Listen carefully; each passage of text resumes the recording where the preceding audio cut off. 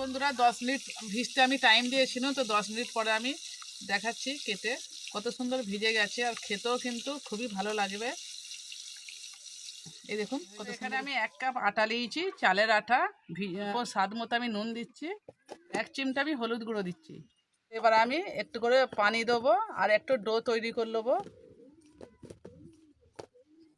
তো হালকা উষ্ণ গরম পানি দিয়েছি আমি এখানে। এইরকম আমি পাতলা করেছি। তো তেল ব্রাশ করে নিয়েছি কড়াটা আমি। এরমভাবে আমি এক বাটি করে দেবো, এরমভাবে ঘুরিয়ে ঘুরিয়ে।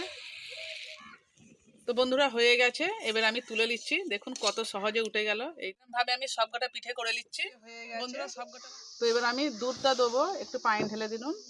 এটা গরুর দুধ, এটা সবটা আমি ঢেলে দিচ্ছি। এখানে আমি একটা ইলাচ দিয়েছি, মুখটা ফেটিয়ে দিয়ে দিচ্ছি। স্বাদ মতো আমি চিনি দেবো,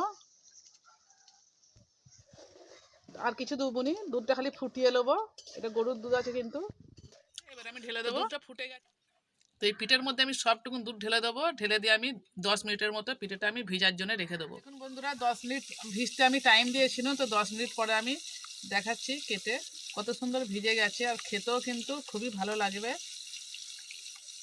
এই দেখুন কত সুন্দর হয়েছে।